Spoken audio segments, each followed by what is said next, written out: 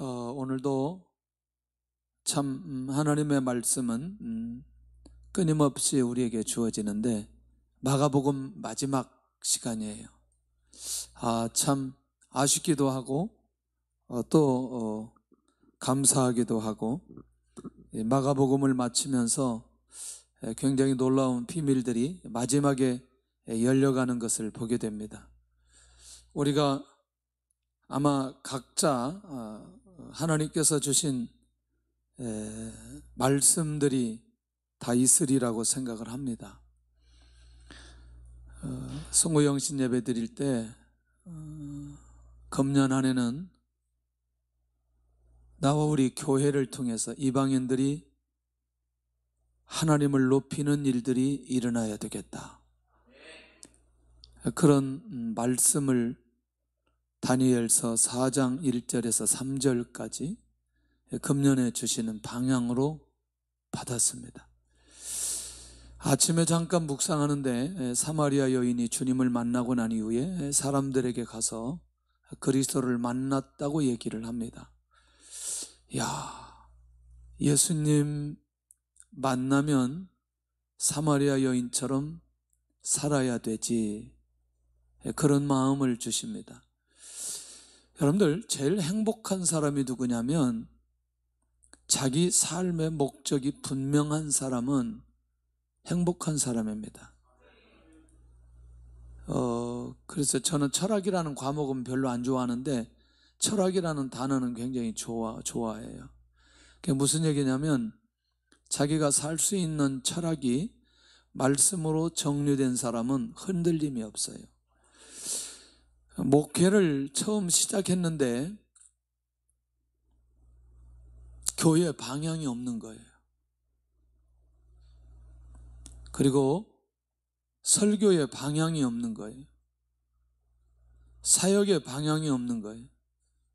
이렇게 1년, 2년, 3년 지나가는데 답답해서 견딜 수가 없는 거죠. 신앙생활 왜 해야 되며, 교회는 왜 세워야 되며, 내가 목회는 왜 해야 되는지 방향을 잡을 수가 없어요. 그러니까 제가 그때 그 기간에 가장 많이 썼던 언어가 순종하라는 언어를 썼어요. 그러니까 그 순종하라는 언어는 다른 언어가 아니었어요. 워낙 젊은 날 목회를 일찍 시작했기 때문에 성도들에게 그냥 내가 목회자이니까 하나님 앞에 순종하라고 말하지만 사실은 저에게 순종하라고 하는 말을 많이 했던 것 같아요. 왜냐하면 제 안에 사역의 철학이었기 때문에, 붙든 말씀이었기 때문에. 그러다가 인격적으로 주님을 만났어요. 그리고 나서 깊이 있게 묵상하는 중에 사도행전 1장 8절을 주셨습니다. 저는 그때 너무나 명확하게 그리고 선명하게 앞으로 목회의 방향과 내가 살아야 될 이유, 존재해야 될 이유를 거기서 발견하기 시작했습니다. 주님이 부활하시고 난 이후에 승천하시기 직전에 제자들에게 주셨던 그 말씀, 물론 오늘 말씀도 포함이 되고 마태복음 28장에 있는 말씀도 포함되고 누가복음 24장에 있는 말씀도 포함되어지는 같은 의미의 내용인데 마태, 마가, 누가, 요한이 각기 다른 관점에서 그것을 기록해 놓았습니다. 지금껏 방향이 흔들리지 않고 목회할 수 있었던 건 이 말씀을 주셨기 때문에 흔들리지 않고 지금까지 올 수 있었고 앞으로도 그렇게 가려고 합니다. 저는 어제 너무나 충격을 받고 이 말씀이 그렇게 마음이 와닿았어요. 그게 뭐냐면 14절이었습니다. 14절. 우리가 이 14절이 보여지면 어쩌면 사람들도 보여지고 우리 자신도 보여지고 다 보여지지 않겠나? 14절을 보는데 그냥 보면 안 됩니다. 같이 한번 하겠습니다. 그 후에 11 제자가 음식 먹을 때에 예수께서 그들에게 나타나사 그들의 믿음 없는 것과 마음이 완악한 것을 꾸짖으시니 이는 자기가 살아난 것을 본 자들의 말을 믿지 아니함일러라. 몇 가지 주목해야 될 단어가 그들의 믿음 없는 것과 그 다음에 마음이 완악한 것을 꾸짖으시니 그 다음에 이는 자기가 살아난 것을 본 자들의 말을 믿지 아니함일러라. 그러면 이 내용을 전체적으로 보면은 예수님의 부활을 믿었다, 믿지 않았다. 믿지 않았다. 그 다음에 더 중요한 건 여기서 예수님의 부활 사건을 보고 실제로 부활하신 예수님을 바라보고 완전히 그들의 마음이 변했다는 기록이 아니에요. 그리고 그 다음 절에 바로 또 이르시되 이렇게 넘어가거든요. 그러니까 이게 굉장히 중요하다는 거죠.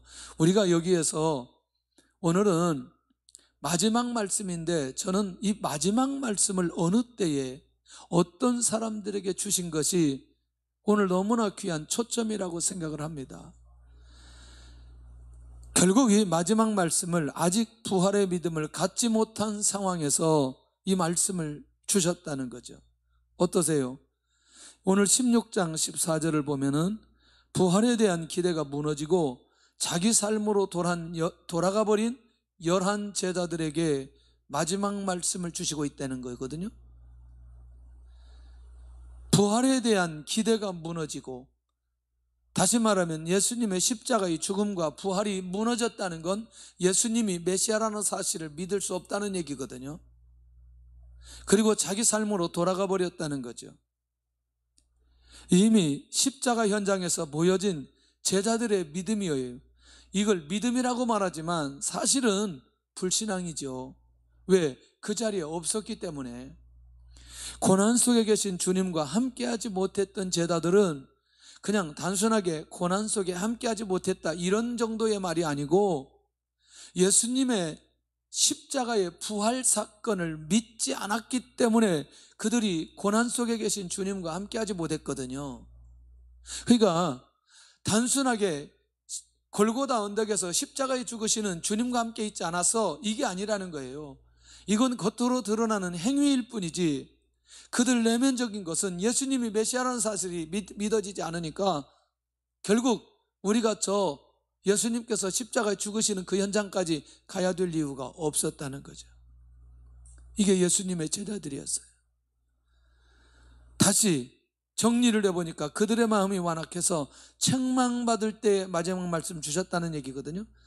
다시 말하면 부활의 역사가 일어났다고 이미 다른 사람을 통해서 부활에 관한 소식을 들었어요. 아직은 직접 만나지는 못했지만 주님이 부활하셨다는 사실을 사람들의 말을 통해서 들었다니까요. 그런데 부활의 역사가 일어났음에도 불구하고 마음이 완악해서 부활하신 예수님을 믿는 믿음이 이들 안에 있지 않았다는 거예요. 자, 아까는 조금 이해가 되겠어요. 뭐냐면 십자가에 죽으셨기 때문에 더 이상 예수님이 살아날 것 같지 않는 그런 믿음이 그 안에 있다 할지라도 이제는 예수님께서 십자가에 죽으시고 부활하셨다는 얘기를 들으면 내 안에 나도 모르게 주님이 부활하셨다는 사실을 믿는 믿음 가운데 거하는 것 당연한 거 아니겠냐는 거예요.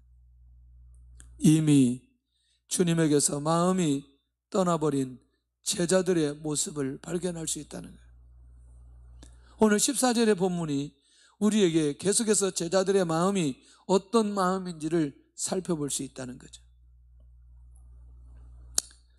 그러니까 결국 뭐냐면 이 말은 부활의 증인들의 말을 믿지 않고 불안해 있을 때, 다시 말하면 부활을 목격한 자들의 말도 믿지 않았던 제자들의 모습이다. 언제까지? 주님께서 직접 찾아와서 보여주실 때까지 마음이 닫혀있는 제자들의 모습이라는. 주님께서 보실 때는 주님께 대한, 주님을 의지한, 주님을 향한 신뢰관계가 무너져 버렸어요. 아니, 여전히 주님은 제자들을 향해서 마음을 가지고 있는데 예수님의 제자들은 주님을 향한 이 모든 것들이 본인들 스스로 정리해버렸던 사람들이 예수님의 제자들이라. 무시무시하죠. 결국 마지막 말씀을 받는 제자들의 영적인 상태는 어떤 상태인가 봤더니 3년 동안 주님에게 양육받은 흔적이 보이지 않는 사람들의 모습이었다는. 그렇게 주님께서 이들을 부르시고 다른 사람보다 훨씬 더 많은 시간 이들을 양육하면서 결국 이들을 세우고 말씀으로, 표적으로, 능력으로 그렇게 양육했음에도 불구하고 양육받은 흔적이 보이지 않는다. 두 번째는 3년 동안 주님과 함께 사역을 했지만 현실에 대해서 무기력한 사람들의 모습이에요. 이게 제자들의 모습인 거죠. 예. 그러니까 보편적 사람들이 예수님을 십자가에 못 박혀 죽게 만든 건 당연한 거지만 그래도 예수님의 제자들은 주님의 말씀과 주님의 능력이 삶 속에, 사역 속에 끊임없이 일어났기 때문에 최소한도 주님을 향한 믿음이 그들 안에 있다면 이 현실에 이렇게 무기력하게 있지는 않았을 거라는. 이게 지금 오늘 제자들이 우리에게 보여주는 현실이라는 거죠. 세 번째는 3년 동안 주님의 능력을 경험했지만 너무나 소심해져 있는 거예요. 아니, 죽은 자 살아나고 귀신 떠나가고 안진병이 일어나고 나병한 자 치유되고 귀머거리 치유되고 소경 눈을 뜨고 이것만 묵상해서도 절대로 어떤 상황 속에서 마음이 소심해져야 될 이유가 전혀 없음에도 불구하고 오늘 이 제자들은 이렇게 소심해져 있는 모습을 발견할 수 있다는 것이죠. 할렐루야. 네 번째는 여전히 자신의 삶을 내려놓지 않고 있다는 거예요. 어떠세요? 그냥 소심해진 정도가 아니고 여러분들 그 예수님께서 요한복음 21장에 가서 보면은 예수님의 7 제자들이 갈릴리에 가서 뭐 하고 있어요? 고기 잡고 있다니까요. 고기 잡고 있다니까요. 그러니까 결국 순식간에 자신의 삶을 내려놓지 못하고 본래의 모습으로 되돌아가 버리는 거예요. 몇 년 훈련 받았는데? 3년 훈련 받았는데. 이게 지금 마지막 말씀을 받는 오늘 이 제자들의 모습인 것을 보게 된다는 거예요. 자, 그러면 우리가 이들을 다시 한번 오늘 이 본문에서 정리를 해본다면 5년 동안 주님의 부르심에 의해서 양육받고 능력받고 말씀을 받았지만 이 예수님의 제자들은 자신의 목적을 위해서만 달려왔구나.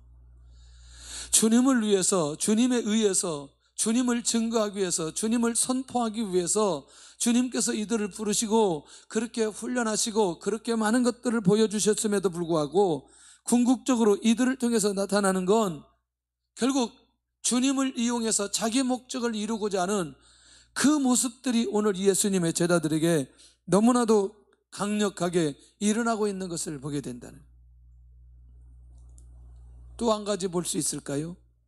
3년 동안 주님과 함께 하였지만 주님을 위한 헌신의 삶을 살지 않았다는 거예요.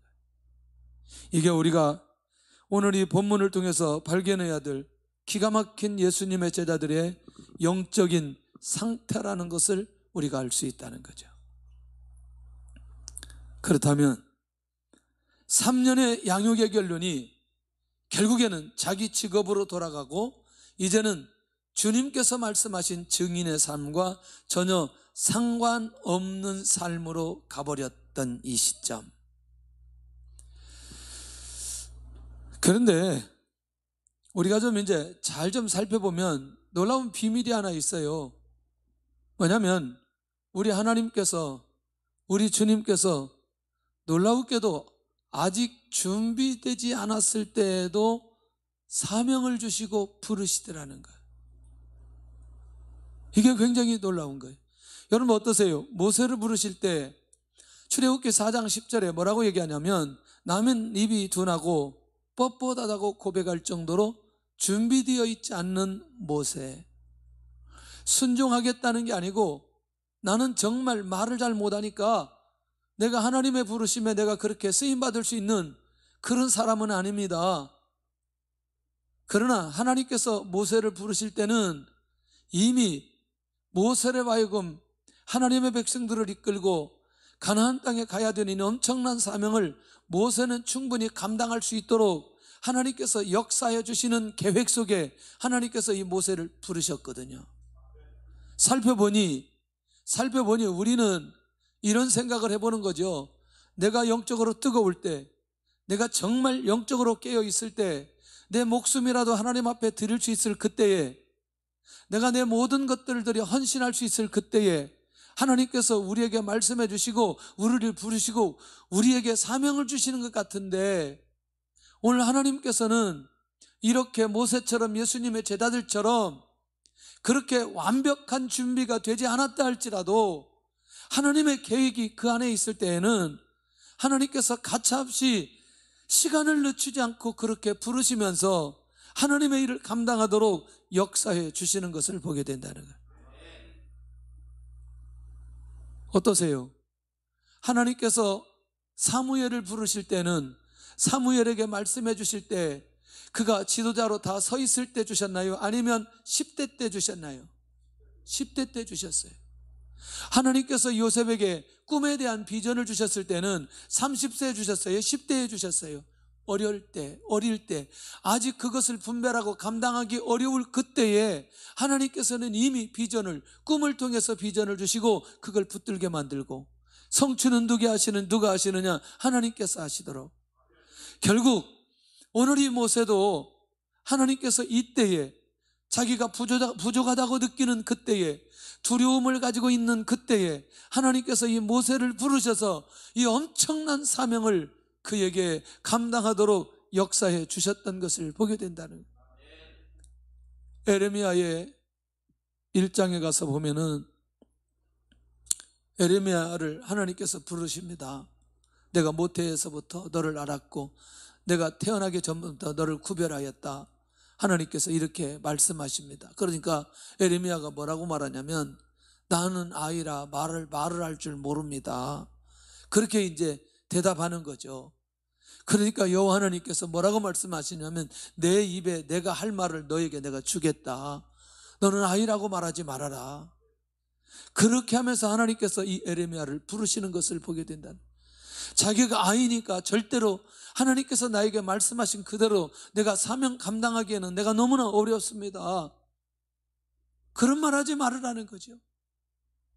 내가 분명히 말을 줄 테니 너는 내가 부르시는 대로 내가 너를 부르는 대로 네가 선지자의 사명을 이 땅의 유다 백성들에게 그대로 감당하면 된다.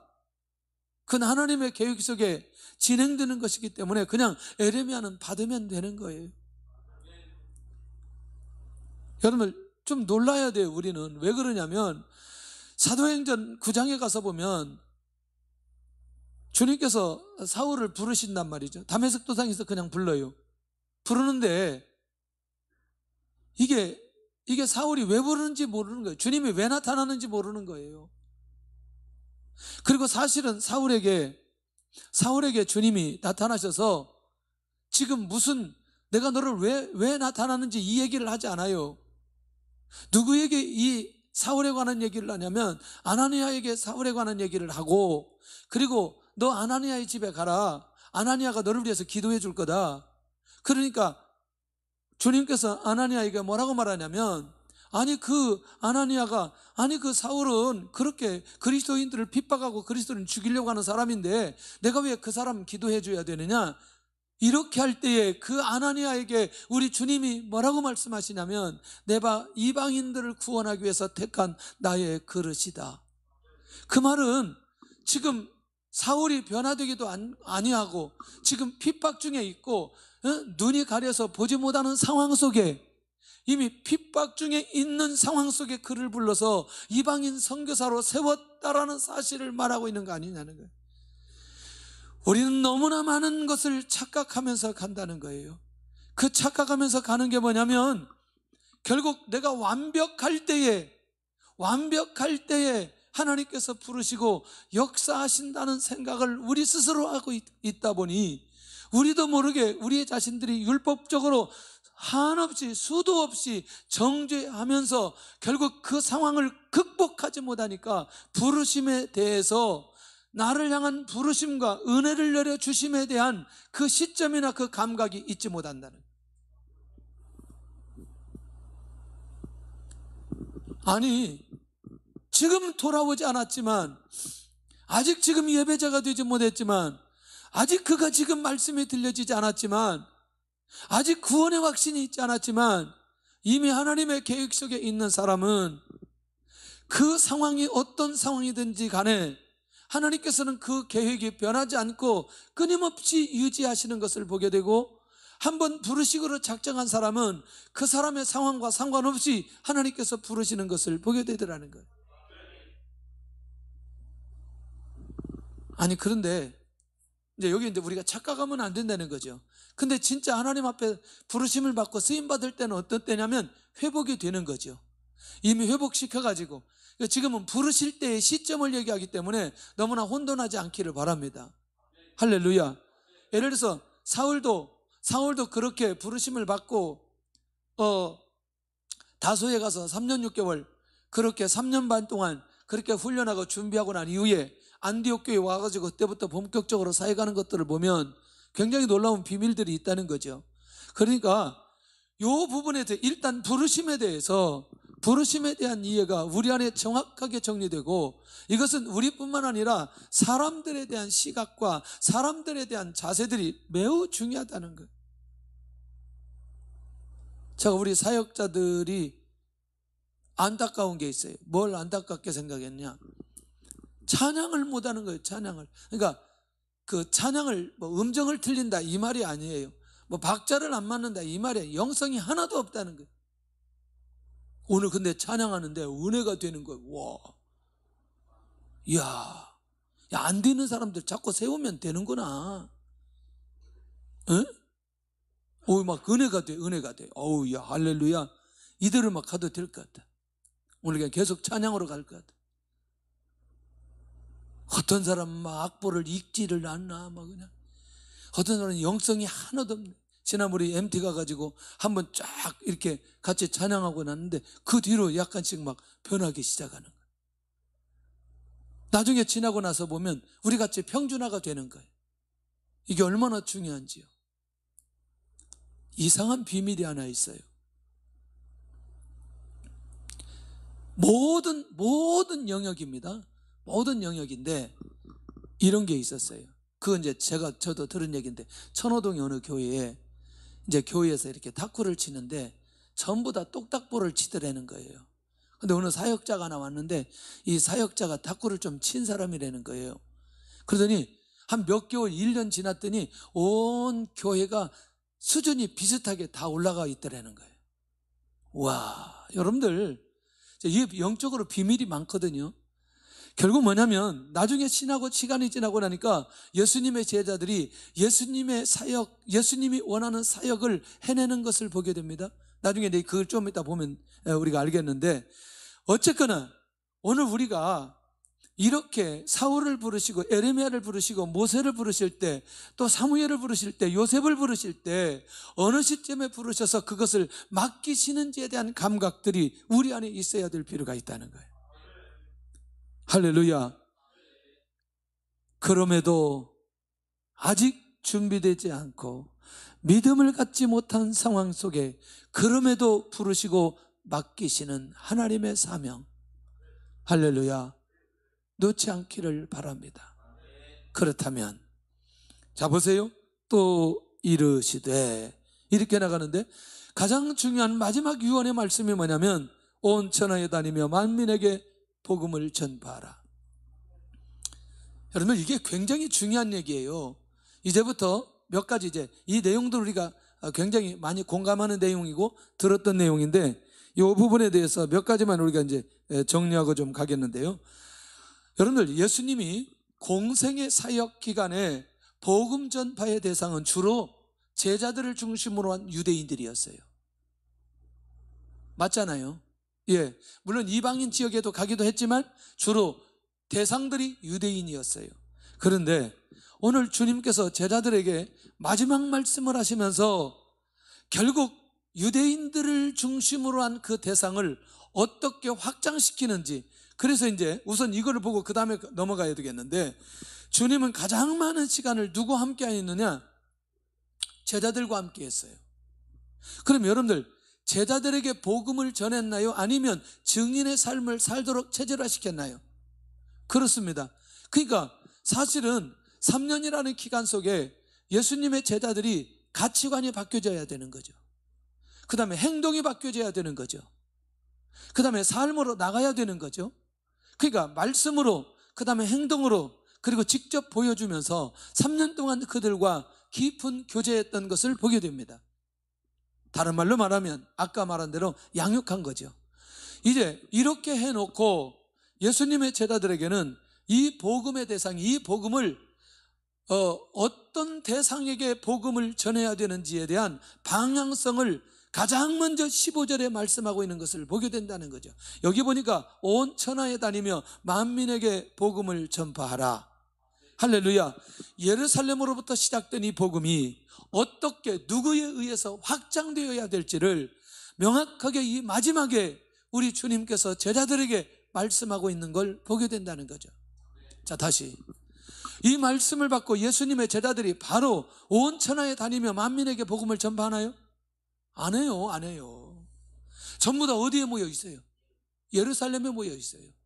사도행전 8장에 가서야 예루살렘에 핍박이 일어나 그들이 간 곳이 사마리아였어요. 그들이 간 곳이 안디옥이었어요. 그게 11장이에요.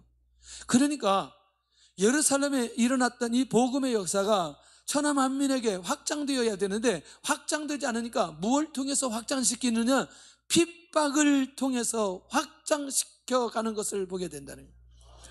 사도행전의 성령의 역사의 전략은 놀라웠게도 성령의 인도하심이, 성령께서 이렇게 인도하시면서 바울의 발걸음을 아시아에서 유럽으로 옮기지만 또 옮기는 그 과정 속에 바울의 발걸음들을 보면 전부 다 핍박이에요. 예배소에서만 예루살렘에 가도록 바울이 스스로 기도하면서 결단하고 가지, 나머지는 빌립보, 데살로니가, 아덴, 이런 지역에서는 대부분 뭐냐면 핍박이 일어나서 옮기게 되어지는. 왜? 어디로 가야 되니까? 모든 민족에게 가야 되기 때문에 주의 은혜가 있기를 원합니다. 할렐루야. 결국 3년 동안 함께한 제자들의 신앙의 결과는 그들의 무지와 불신앙이 쉽게 깨어지지 않았단 말이에요. 네. 자, 그런데 그럼에도 주님은 부활하신 이후에 누구를 찾았느냐? 제자들을 찾았어요. 자, 다시 정리를 해봅니다. 3년 동안 따라다녔어요. 십자가에 못 박히신 주님 도망가 버렸어요. 그리고 자기 업으로 돌아갔어요. 그런데 놀라운 비밀 하나 있는 거 아세요? 자, 3년 동안 뭐 했어요? 대답해야 돼요. 빨리. 3년 동안 뭐 했어요? 아니, 예수님의 제자들이 3년 동안 뭐 했냐고요? 양육받았어요. 맞아요. 또 너무나 정확한 말을 해야 돼. 한마디만. 3년 동안 양육받았어요. 근데 양육의 핵심은 뭐였어요?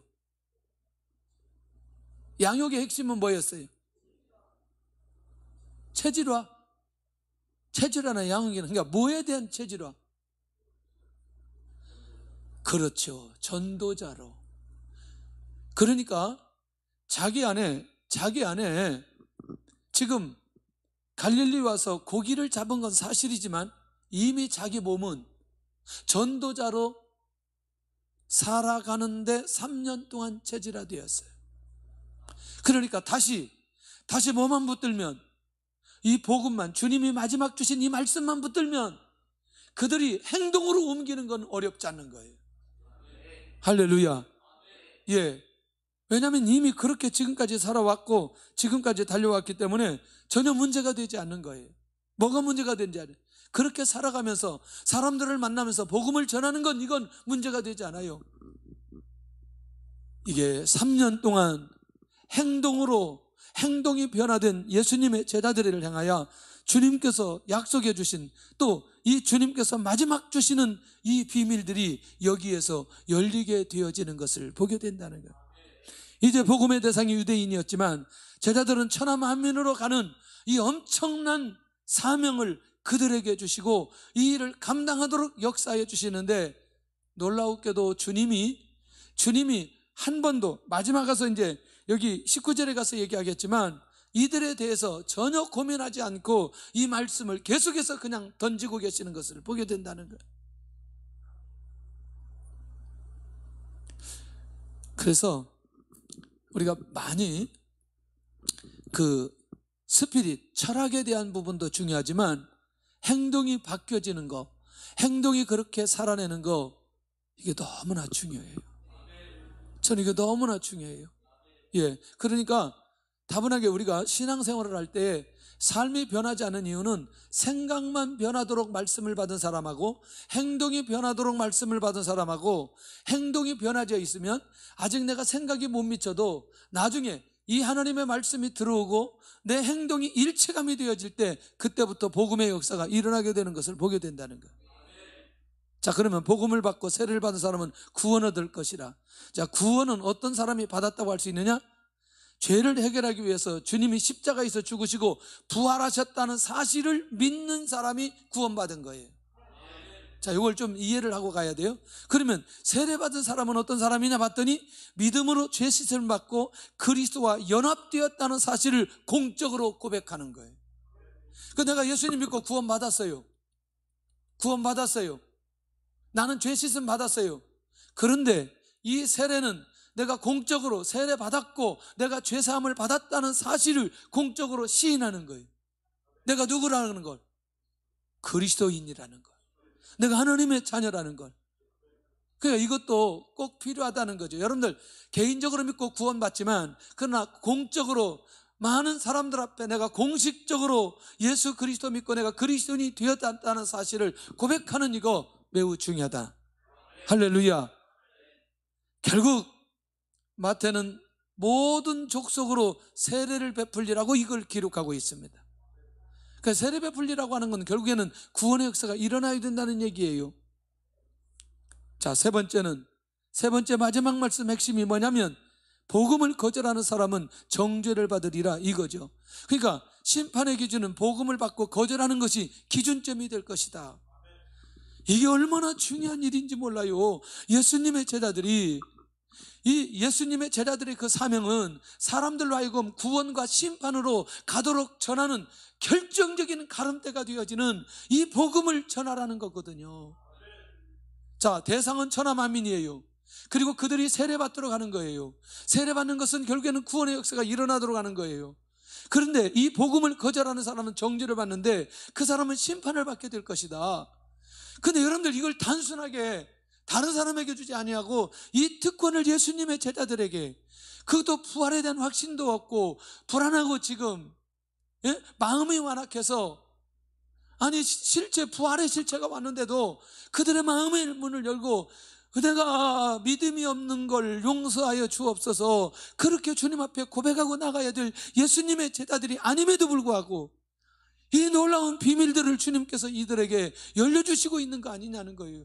너희들이 전하는 그 복음으로 구원을 받고 그 복음을 거절하면 정죄를 받으리라. 이 엄청난 특권을 이들에게 주고 있다는 거예요. 저는 이게 너무나 감격스러운 거예요. 너무나 감격스러운 거예요. 얼마나 감격스러운지. 그래서 제가 처음에 말씀을 시작할 때 그런 얘기 한 거죠. 아니 좀 이런 걸 열어주시고 교회가 뭔지 알려주시고 말씀이 뭔지 깨닫게 해주시고 교회를 개척하게 만들어야 되는데 이거 다 닫힌 상태에서 교회를 시작했는데 와, 만약에 제가 이걸 다 알고 교회를 개척했다면 한 10년 이상이 있고 난 이후에 교회를 개척해야 되지 않았겠나. 그런데 교회를 개척해 놓고 너무너무 답답하고 힘드니까 그때 하나씩 열려준 거예요. 그래서 우리는 사람에 대해서 기다려야 될 필요가 있는 거예요. 그리고 사람에 대해서 쉽게 포기하지 않아야 되는 거예요. 왜냐하면 주님께서 그렇게 보여주셨기 때문에. 얼마나 감사한지. 그런 면에서 저는 목회하면서 이런 사람들을 수도 없이 만나는 거, 수도 없이. 기도도 안 되는데 기도가 열리죠. 찬양이 안 되는데 찬양이 열리죠. 예배가 안 되는데 예배가 열리죠. 말씀이 안 돼 말씀이 열리죠. 할렐루야. 이게 이런 놀라운 변화들이 일어나면서 하나님 앞에 쓰임받는. 엊그제 우리 사역자하고 목욕탕 갔는데 그러는 거예요. 목사님, 아니 그 사람 보니까 정말 변화될 것 같지 않는데 아유 저 사람 변화될까 봤는데 변화가 되더라는 거예요. 그 나중에 보니까 순장으로까지 올라왔더라는 거예요. 우와, 우리 교회 놀라운 교회라는 거예요. 아니 어느 교회 가든지 다 변해요. 여러분들, 우리는 너무나 높은 수준에서 사람들을 바라다 보니 내가 원하는 수준까지 도달되지 않는 사람에 대한 정죄를 우리는 너무나 쉽게 하는 것을 보게 됩니다. 제가 지난번에 이제 마더와이즈 하는 분들, 참석하는 분들을 좀 보았어요. 저도 그런 생각을 했었어요. 이분들이 변할까? 막 남편한테 말을 아주 쉽게 거시기하게 하는데 변화될까? 그리고 교회 어쩌다 한번 나오는데 어쩌다 한번 이렇게 인사하기 위해서 나오는데 변화될까? 근데 마더와이즈를 하고 나니까 사람들이 변화되는 거예요. 와, 할렐루야. 철야 때 와서 보면 어떤 사람들은요 찬양도 안 하고 기도도 안 하고 이렇게 이분이 변화될까? 나중에 보면 변화되어 있어요. 막 찬양하고 막 기도하고. 어떤 사람은요 이렇게 이제 기도하는 걸 쳐다보고 다녀요. 이렇게 저는 이제 안수기 다니니까 보잖아요. 이렇게 막 자꾸 쳐다봐. 그러니까 느낌은 이런 거예요. 제가 전도사 때 봤던 대로 그런 표현은 아니지만 막 기도를 철야 때 너무나 열심히 하니까 저를 쳐다보면서 제가 왔다 갔다 하니까 너무나 기도를 열심히 하니까 그렇게 저한테 표현했거든요. 걱정하지 말라고, 내가 걱정하면 정상이라고, 걱정하지 말라고.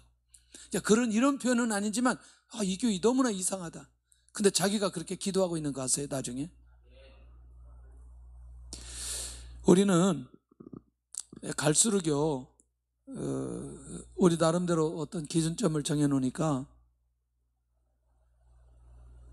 너무나 상향 조정하는 거예요. 사람에 대해서. 이거 우리 안에 내려놓지 않으면 새로 오는 사람들이 변화되고 하나님의 뜻을 이루어가는데 쉽지 않다.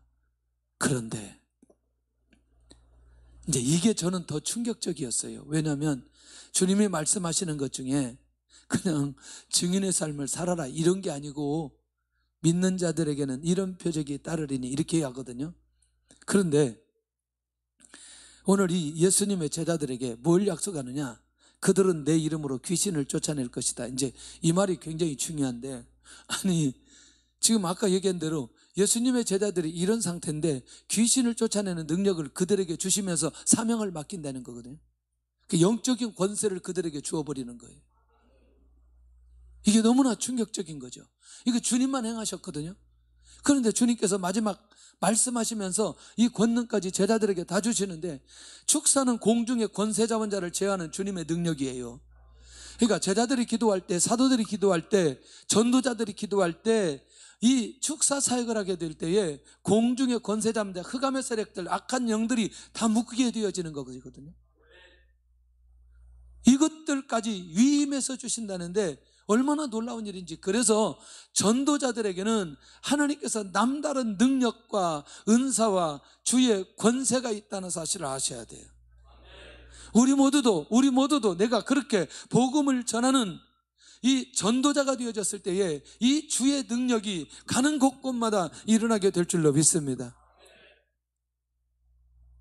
이 얘기 다 설명하면 시간이 없고요. 일단은 자, 복음이 전파되는 현장에서는 악한 영들의 세력들을 능히 물리칠 수 있음을 약속하시는 것을 보게 됩니다.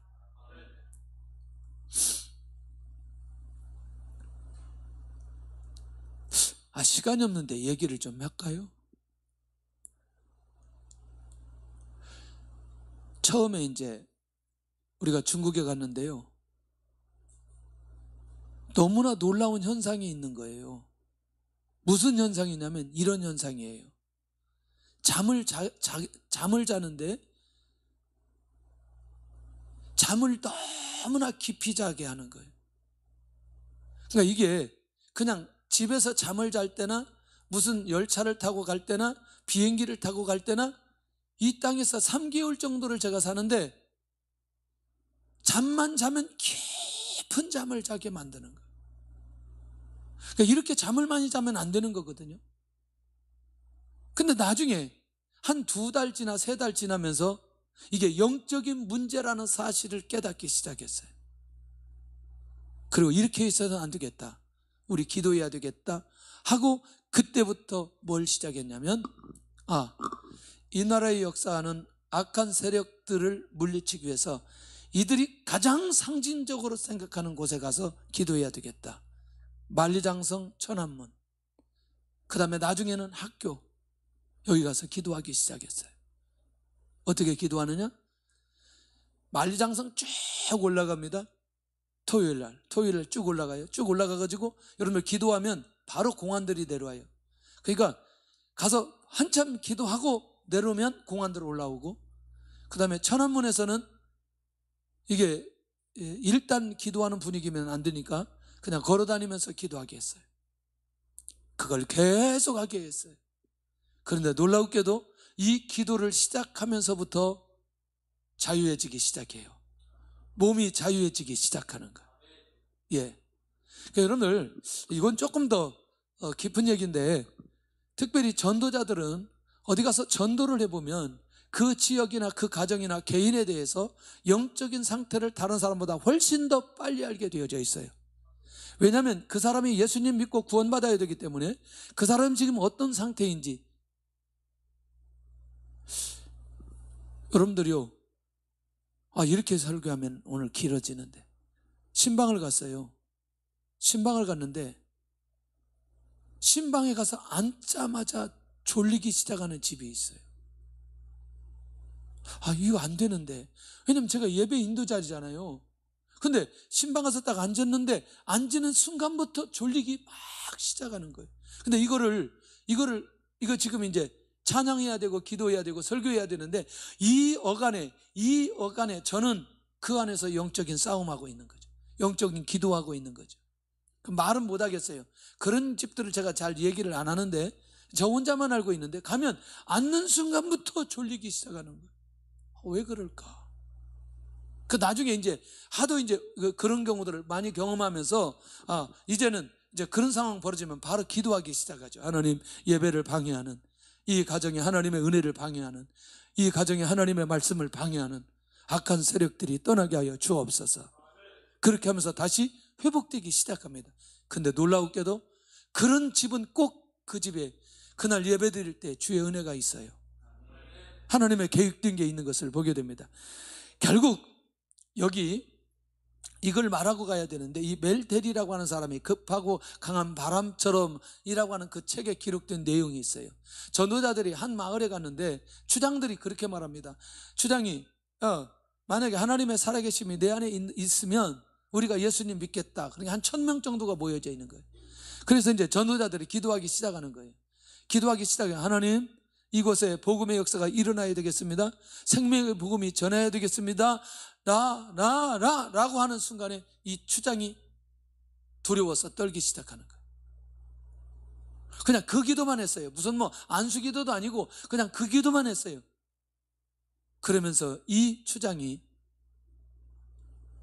하나님 앞에서 우리 안에 이런 흑암의 세력들이 있다는 사실을 인정하고 주님을 믿고 영접하기 시작하면서 그 마을이 돌아오기 시작하는 거죠. 결국 오늘 이 예수님의 제자들에게, 증인들에게 주신 이 약속, 그 다음에 두 번째는 새 방언을 말할 것이다. 이것도 이제 자주 전에 말씀했던 내용인데, 방언은 복음을 효과적으로 전할 수 있는 외국어 방언이 있고, 개인의 깊은 경건 생활을 돕기 위해서 주신 천상의 방언이 있습니다. 근데 여기서 말할 때는 복음을 전할 수 있는 언어의 방언입니다. 할렐루야. 뭐 하기 위해서? 복음을 전하기 위해서. 아까도 그것도 공중에 권세 잡은 자들을 결국에는 묶어야 복음이 전하기 때문에, 복음을 전할 수 있기 때문에 복음을 전할 수 있는 통로를 열어갈 수 있는 능력을 다 주시는 거예요. 이때는 방언으로 복음이 전해질 수 있도록 은사를 주셨다. 세 번째는 뱀을 집어 올려도 문제가 되지 않을 것이다. 사실은 이제 우리가 멜리데 섬에서 바울이 뱀을 잡았으나 해를 당하지 않는 사건이 사도행전에 기록되어져 있거든요. 물론 뭐 단순하게 그러니까 우리도 가서 아무나 뱀을 잡자 뭐 이렇게 그런 생각하지 않기를 바랍니다. 그만한 능력을 누구에게 주신다? 증인들에게 주신다는 거예요. 할렐루야. 아니 진짜 그런지 안 그런지 그건 아니라는 거죠. 결정적인 상황에 복음을 전하기 위해서 하나님께서 주시는 상황이면 모르지만, 그렇지 않게, 아니면 여러분들 지금 홍해가 갈라지는 것처럼 여러분 한강에 가서 들어가서 한강 갈라지는지 안 갈라지는지 그러면 그러다가 죽어요. 그런 게 아니라는 거예요. 그때는 그 방법 외에, 그건 하나님의 방법이기 때문에 그때 갈라지는 거죠. 지금 뭐예요? 배 타고 가면 돼요. 지금 뭐예요? 다리 다 놓였잖아요. 그냥 다리로 올라가면 되는 거지. 어떤 분이 전화 왔어요. 목사님 설교하다가 손으로 코 닦는데 퀄리티가 떨어지는데 제발 손으로 코 닦지 말고 그 이제 수건으로 닦으래. 수건으로. 빨리 가야 돼. 시간이 벌써 많이 갔어. 결국 뭐냐면 복음을 전하는 사도들을 통해서 성취되는 표적이다. 좀 빨리 가겠습니다. 네 번째, 무슨 독을 마실지라도 해를 받지 아니한다. 유스투스라는 바르사바스가 독을 마셨으나 주의 은혜로 해를 입지 않았다. 이런 이제 기록도 있어요. 이게 이제 역사적으로 이런 것들이 있는데, 결국 그만큼 전도자들에게는 이런 놀라운 능력들을 약속해 주신다. 이제 그 얘기예요. 복음 전하는 자가 누리게 될 권능과 하나님의 보호를 약속하고 있는 것을 보게 됩니다. 어쩌면 이거 하나만 가져도 1시간, 2시간 수도 없이 나눌 수 있는 건데, 정리를 해본다면 복음 전하는 자에게 복음만 전하게 해주는 게 아니라 그 복음이 전하도록 통로가 되어지도록 모든 능력까지 위임해 주신다. 누구 얘기예요? 아니 누구에게 주느냐는 거예요. 주님께서 누구에게? 제자들에게. 자, 그리고 마지막에는 병든 사람에게 손을 얹어 나으리라. 이 표적을 하는 대표적인 제자는 바울입니다. 자, 가는 곳곳마다 복음을 전할 때 수도 없이 일어났던 증거들입니다. 자, 정리를 해볼게요. 이게 이제 저는 중요하죠. 자, 여기서 이제 오늘 이거를 정확하게 정리하고 가야 되는데, 이 말씀을 하시고 떠나시는데 제자들을 세워주시는데 후회함이 없이 떠나가시는 주님. 주님, 저는 이 주님이 보이는 거예요. 오늘 이 제자들을 향해서 이렇게 천하만민에게 복음을 전가하도록, 그리고 세례를 받고 구원의 역사가 일어나도록, 믿는 자들에게는 이런 표적을 따르고 복음 전하는 자를 통해서 이런 능력이 나타날 것이라고 말씀하시고 한 번도 후회하지 않고 주님이 떠나가시는, 3년 동안 세우시고 변화가 없음에도 후회하지 않으셨어요. 우리 주님의 사역입니다. 여러분들, 영혼들을 우리가 섬겼으면 변하지 않는 것에 대해서 후회하지 않기를 바라고, 언젠가는 주의 역사가 그 안에 일어날 것을 믿고 주님께 맡기시기를 바랍니다. 두 번째는 제자들을 파송하시고 확인하지 않으시고 떠나시는 주님. 확인하지 않으셨다는 게 너무나 중요한 거예요. 뭐냐면 제자들의 사역을 점검하고 그들이 잘했는지 못했는지, 능력이 나타나는지 안 나타나는지, 몇 명을 구원했는지 안 했는지, 이걸 전혀 확인도 안 하시고 주님이 떠나시더라는 거예요. 너무나 멋있는 거예요. 후회도 안 하시고 확인도 안 하시고 떠나셨던 주님, 우리를 구원하신 주님입니다. 세 번째, 제자들에게 사명을 주시고 마지막 말씀하시고 염려하지 않으시고 떠나가신 주님, 제자들의 충성에 의심하지 않은 거예요. 할렐루야. 왜? 성령께 이미 위임해 버렸어요. 오직 성령이 너희에게 임하시면 너희가 권능을 받고 예루살렘과 유다와 사마리아 땅끝까지 이르러 내 증인이 되리라 하시니라.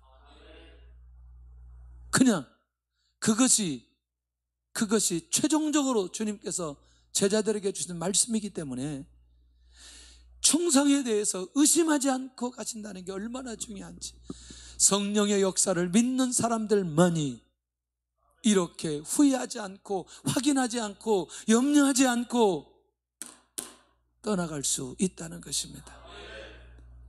성령의 역사를 믿으시기를 바랍니다. 할렐루야.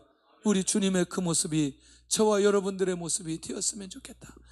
마지막 말씀을 받는 대상자들이 누구인지, 어떤 상태인지, 그들에게 어떤 말씀을 주셨는지, 그리고 그렇게 떠나시면서 주님은 어떤 모습으로 가셨는지, 그리고 마지막 말씀을 듣고 난 제자들이 나가서 두루 다니면서 복음을 전파하기 시작합니다.